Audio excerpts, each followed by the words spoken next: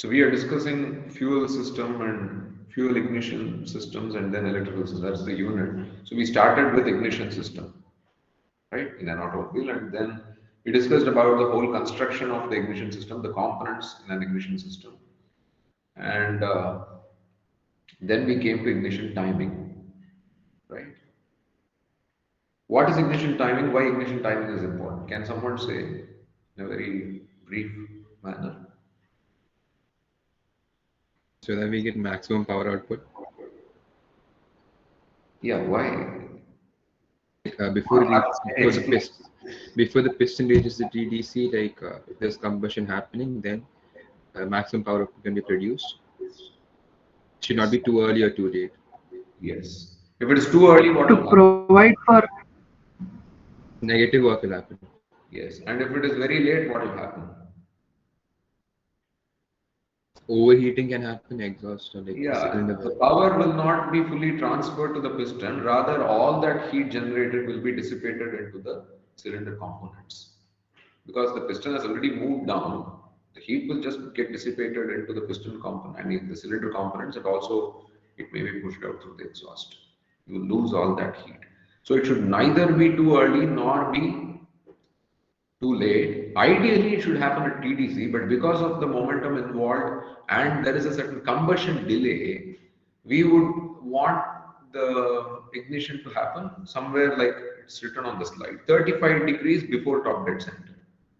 So then what will happen when the ignition happens just 35 degrees before top dead center? By the time the piston comes to top dead center, complete combustion must have taken place, and then you get the full power thrust on the piston. You get the entire power on the crankshaft through the piston.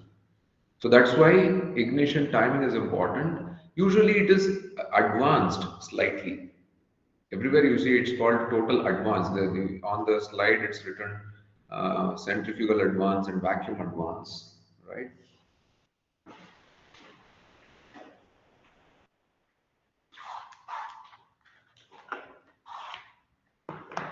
So now,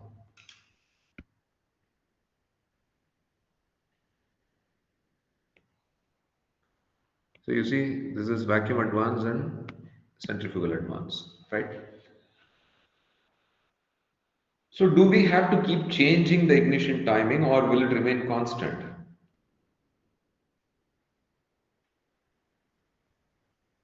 See, there is a optimum spark timing is found to be 35 degrees before top dead center. Is there a criterion where this 35 degrees centigrade applies, or it's going to be uniformly 35 degrees and we need not change it? Any thoughts on that?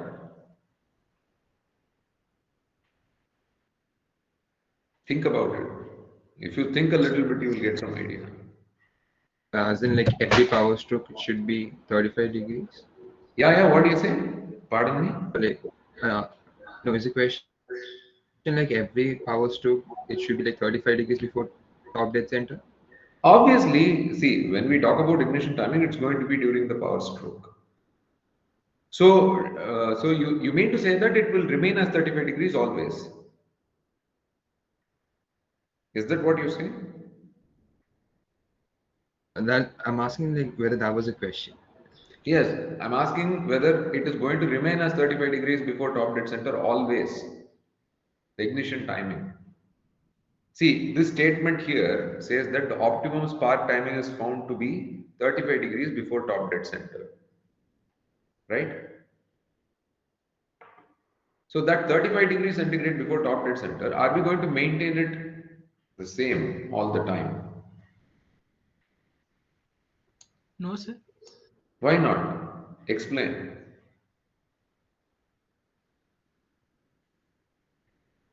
Maybe the fuel intake change with the speed of the engine. Fuel intake, yeah, depending on fuel intake, the engine speed will vary, right? So, like, if the fuel is more, then spark timing should change, right? Why? Why? Explain.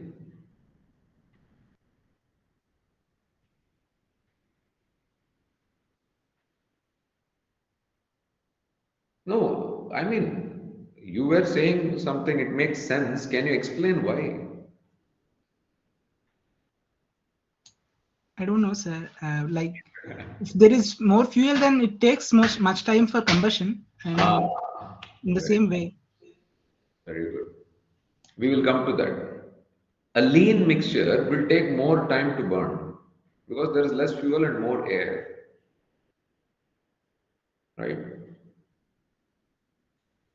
A rich mixture will burn faster,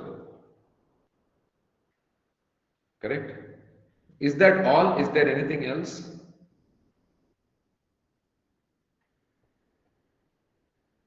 So you are talking about the fuel intake.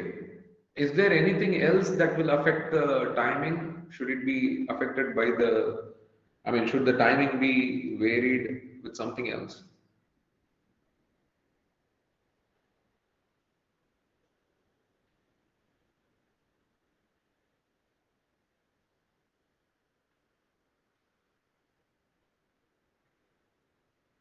What about the speed of the engine?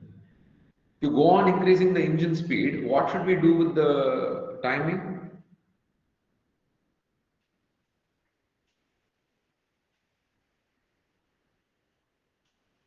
What should we do with the timing?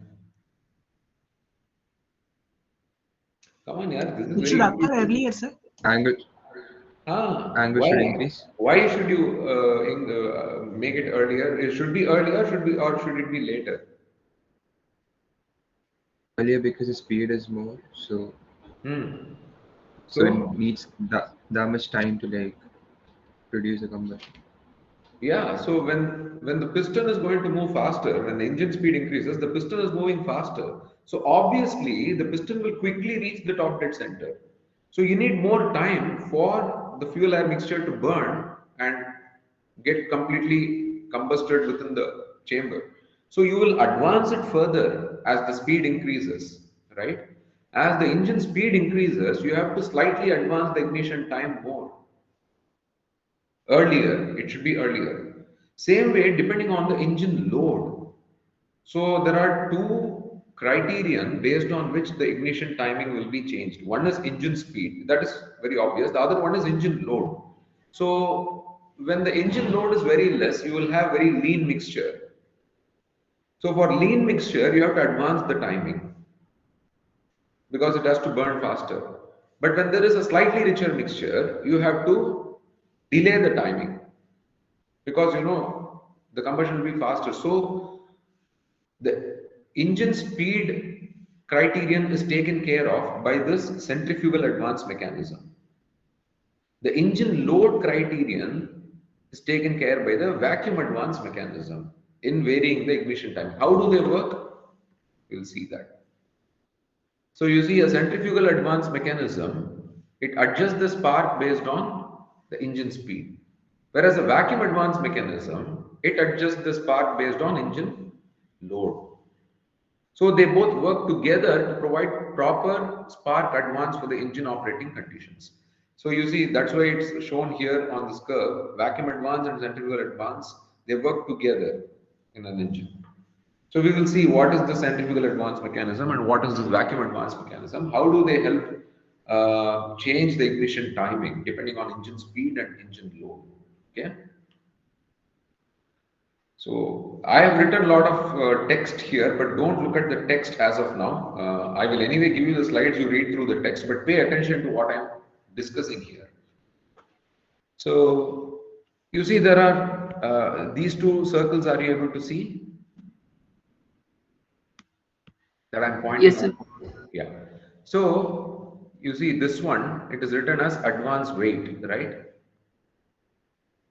So this and this. So the one on the top and one at the bottom, these are called as advance weights. And the one in the center is called as the advance cam. And the advance cam and advance weight are connected by a spring. Is the construction clear? Yes, sir. Right? Now, they are closer together. As the engine speed increases, what will happen? The whole thing will keep rotating. The whole thing keeps rotating, and Beyond a certain engine speed, you see what happens in the second circle, the centrifugal force, it will pull out the weights, correct? Because of centrifugal force, you see the weights which had been lying close to the cam, when the engine speed increases, you see the weights are moving out, just like in a governor, right? Speed governor, have you studied engine speed governor? Yes, sir. You studied engine speed governor, right? What happens to those weights? They move out as the engine speed increases and pull up the spring, right? Yes, sir. Same thing happens here. So you see the weights move out depending on the engine speed. As the engine speed increases, proportionate to the engine speed, the weights also move out. So now it's very simple. As the weights move out, a link is connected to the contact breaker circuit. You know what's a contact breaker, right? Where the ignition cap keeps making the contact and breaking the contact. It can be an electronic version or it can be a mechanical version. That we discussed yesterday, right? You all remember the contact breaker in the whole ignition circuit? Yes, sir. Okay, so this is connected to the contact breaker. So what happens? To advance the ignition timing, appropriately the contact breaker points will be moved. So you see, so the action of the centrifugal advance causes the contact points to open sooner. It will open sooner so that the timing is advanced. Earlier itself, it will trigger the process. It will open and close sooner. Or the trigger wheel and the pickup coil turn off the ECU sooner. So this causes the ignition coil to fire with the engine piston not as far up in the cylinder. So earlier itself you will have the ignition happening, right? So mechanically this is very similar to mechanical advance. So centrifugal advance mechanism. So this completely relies on the engine speed. So as the engine speed increases, proportionately the weights move out, and depending on the position of the weight, the breaker points are varied. The distance between the breaker points are varied, and you get a faster, earlier, what you call, ignition within the cylinder. This is clear, right? Overall, you can read the details later on. Any questions on this?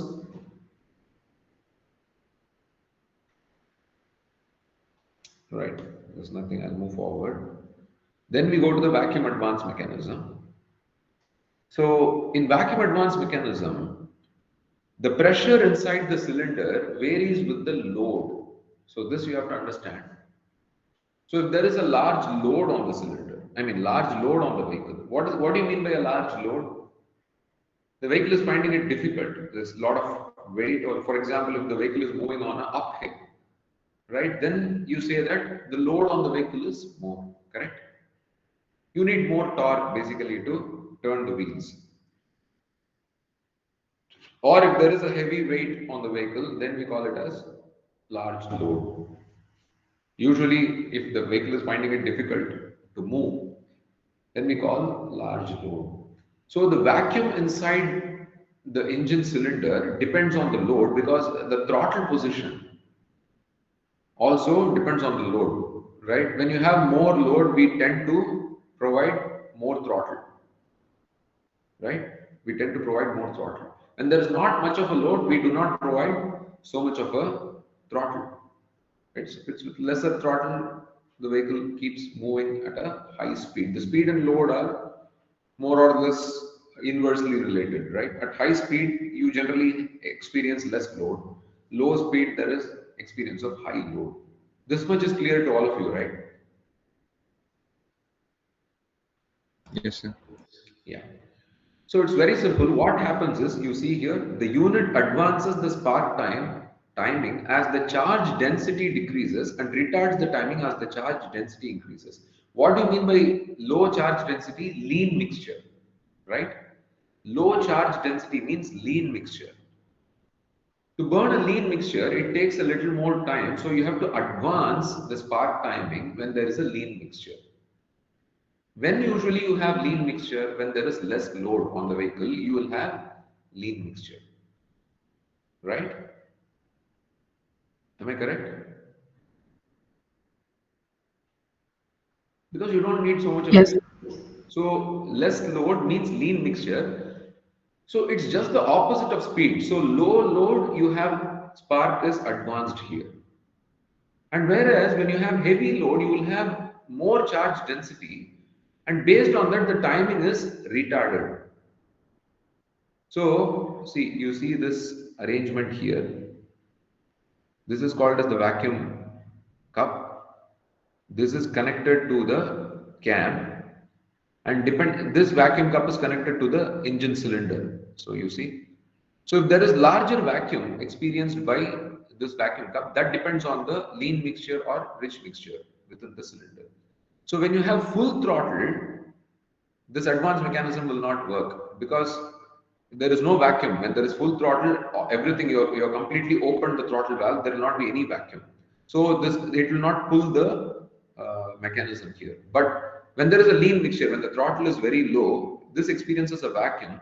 So this will pull the what you call mechanism, and it will advance the timing of ignition. So you understand the difference. You go and read how exactly the timing variation happens mechanically, but this point is very important. For a lean mixture, right? When there is a lean mixture, that means when there is low load, the timing is advanced. When there is a rich mixture or high load, the timing is retarded or delayed. All right. So that much you keep in mind, and then you go through the details. Then you can understand the overall functioning. So I've also written some details. As the car cruises down a flat stretch of highway, the throttle plates in the throttle body or carburetor are barely open, and it takes very little horsepower to move vehicle down a flat stretch of a road. So this negative pressure exerts a pulling force on the diaphragm, and it advances the mechanism to advance the timing. Because you have lean mixture, less load when it is moving down a slope. Whereas when you're going up a hill, then you have to delay the timing. So that's why this vacuum advance mechanism and centrifugal advance mechanism, they always work together in an engine. They are not separate. So they both adjust the timing based on the engine speed and load appropriately. All right.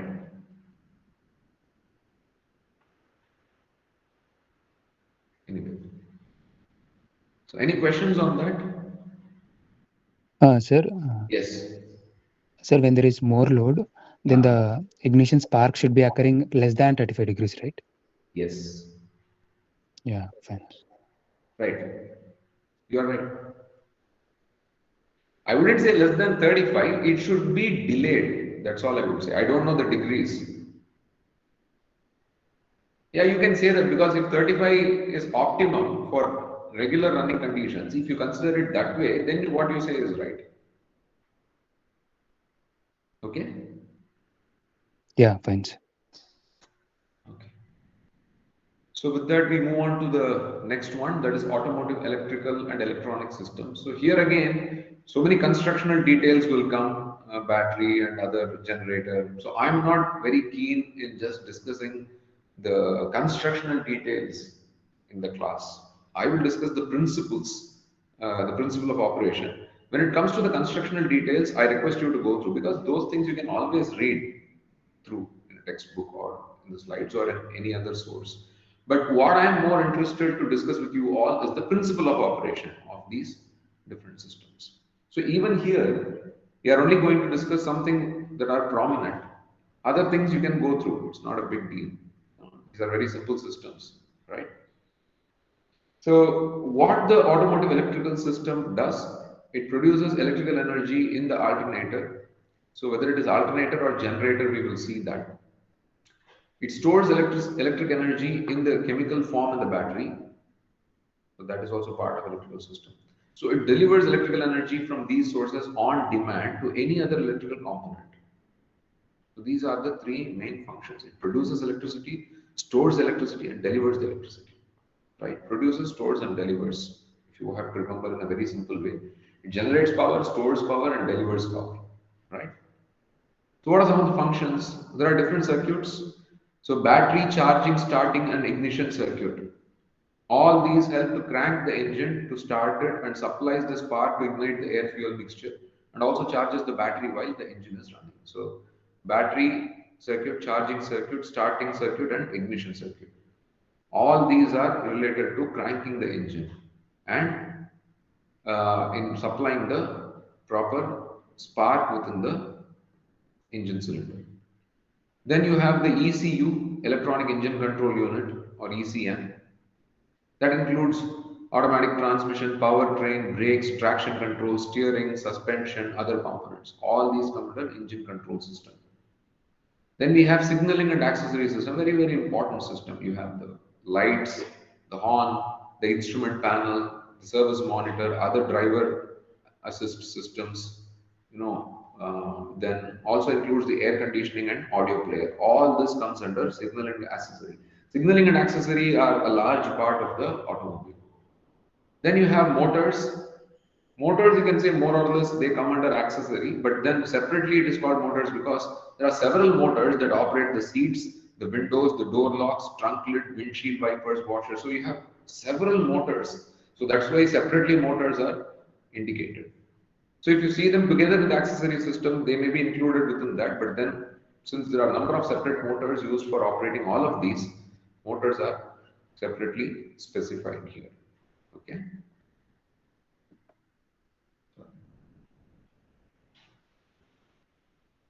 So initially, if you look at the thing, you have charging circuit, starting circuit, ignition circuit, light circuit, and accessory circuit. That's what we discussed in the previous slide. So charging, engine control is not there, accessory and lighting circuit. It comes here, signaling and accessory system, motors, which comes under the accessories, as I said. So more or less, it is like this: charging, starting, ignition, lighting, and accessory. So it's a very typical schematic that very simply shows you what are the different components. It's an oversimplified diagram. There are hundreds of components that are powered by the electrical system, right? So now if you look at the charging circuit, what is all there within the charging circuit? So it charges the battery after cranking the engine. It supplies all the electricity for vehicle when the engine is running. It changes the output to meet the different electrical loads, and it provides a voltage output that is slightly higher than battery voltage. Why? So that the battery gets charged. Only when it provides a higher voltage output, then you can have battery charging. Otherwise, you cannot charge the battery. So typical charging circuit, what it consists of? Consists of a battery, alternator, or a generator. What do you mean by an alternator and what is a generator?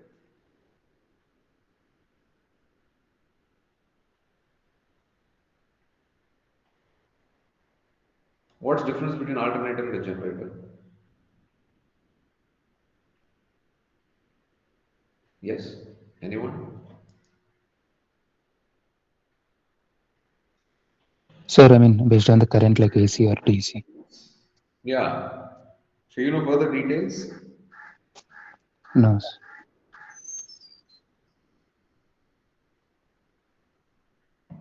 Alternating gives Construction. alternating current. Yeah, Sangeet?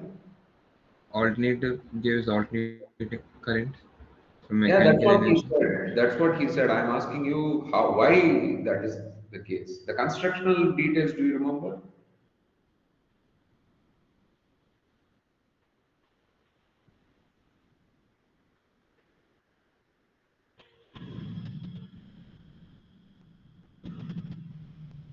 No.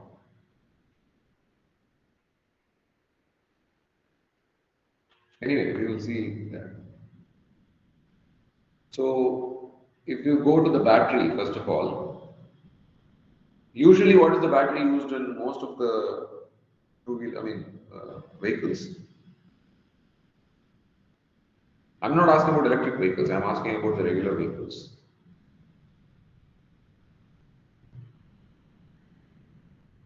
Sir, for starting Huh? the vehicle, sir, initially. No, what is the battery? What type of battery is used?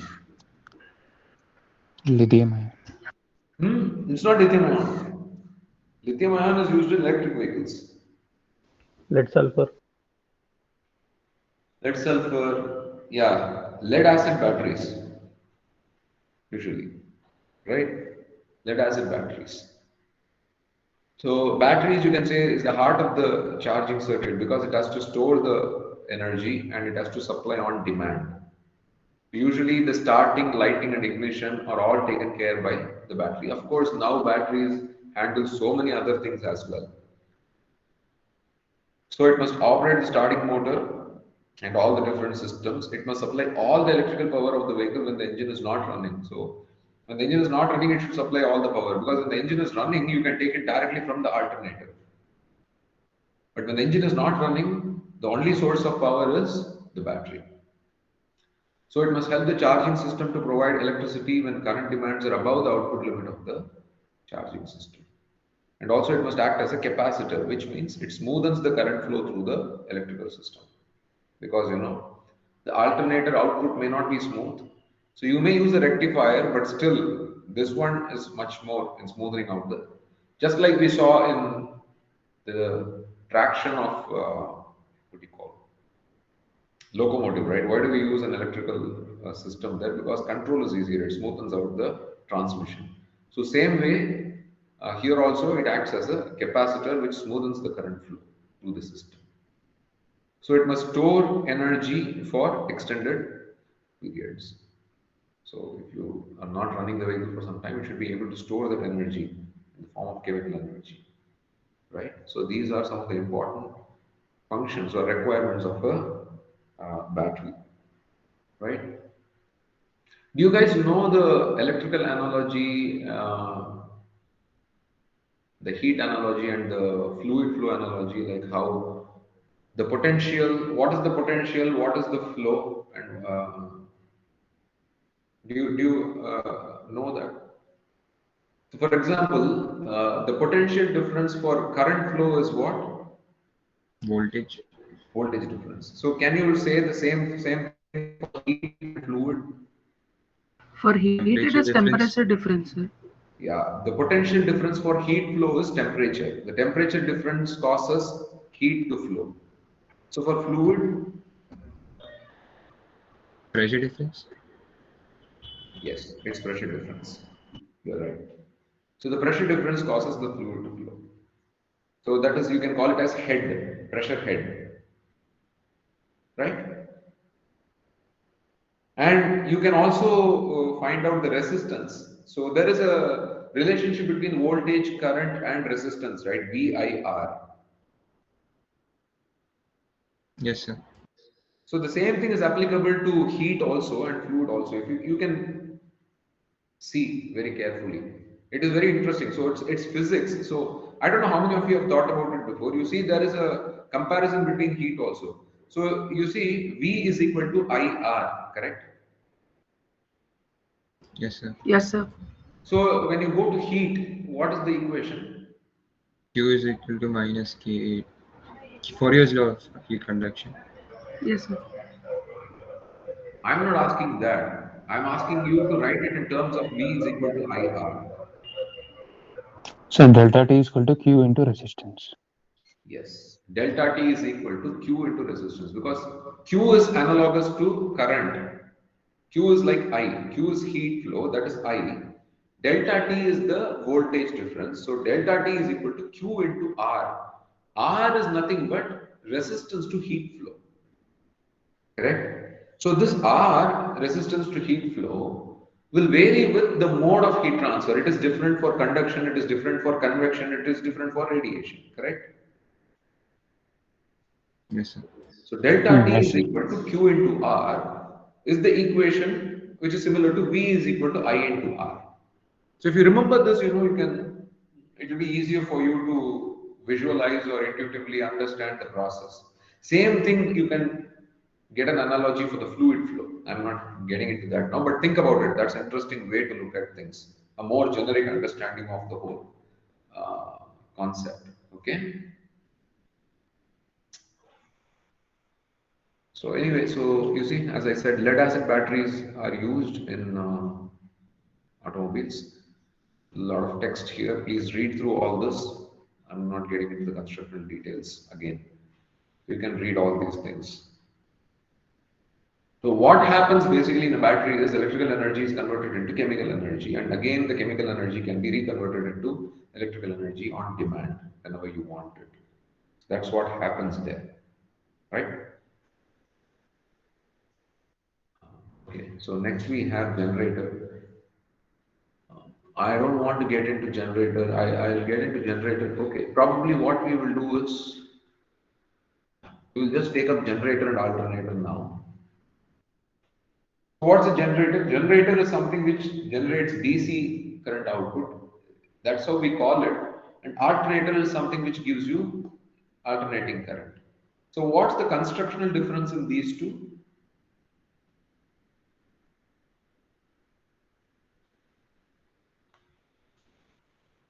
So you see there is a carbon brush and a commutator in a, what do you call, generator. So because of which you keep getting DC output, it doesn't alternate the field because of the carbon brushes and the commutator. The absence of this, what causes an alternator to give you alternating current, right? And there is a major another constructional difference. You see in generator, right?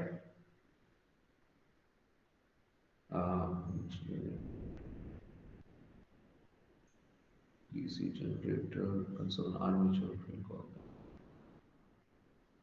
that. Yeah, so the armature winding is rotating, whereas the magnetic field is stationary, right?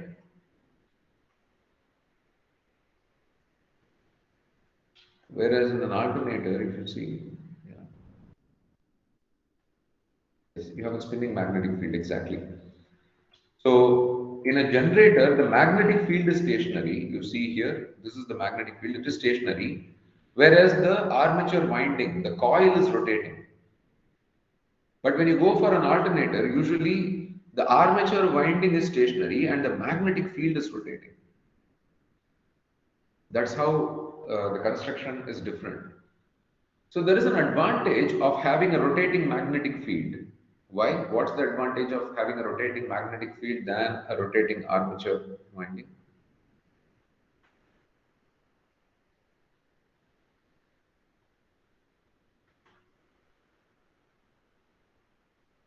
Anyone knows?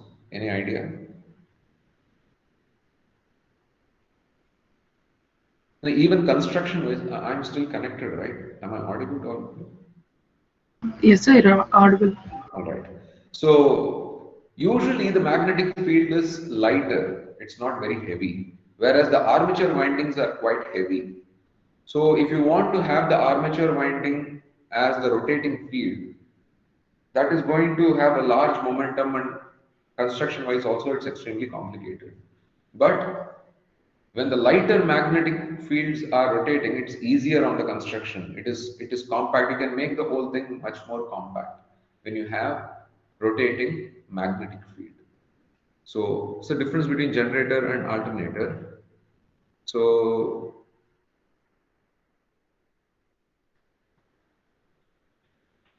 that is the reason mostly in cars nowadays we use alternators. I urge you to go through the detailed difference between generator and alternator and construction details.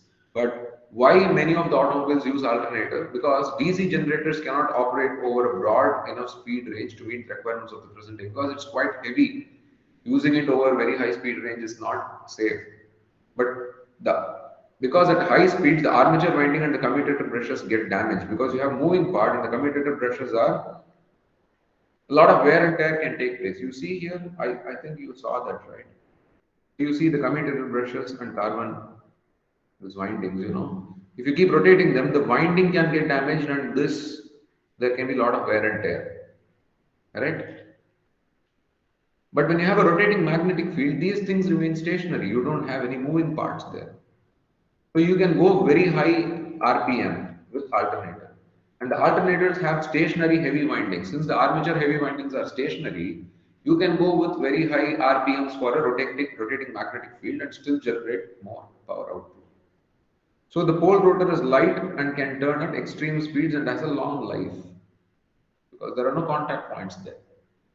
It's lighter and more compact. So these are the reasons why the current generation vehicles use mostly alternators as compared to generators.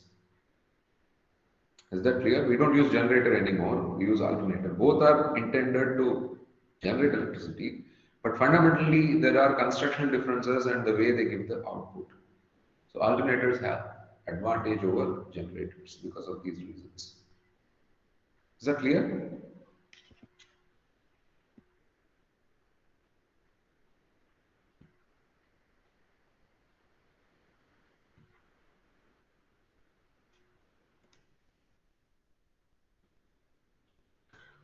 Please key in your attendance, and meanwhile, if there are any questions, I can take them.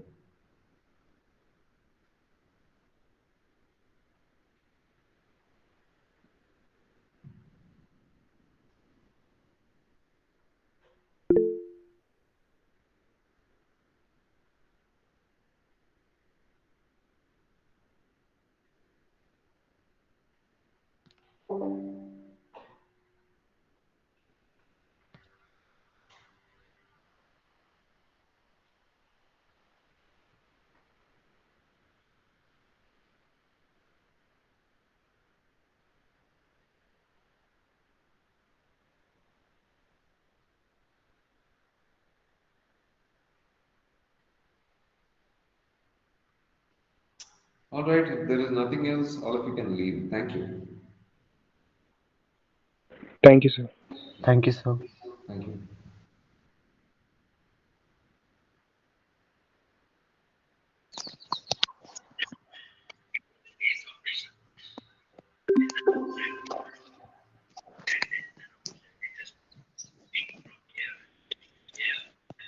Thank you, sir.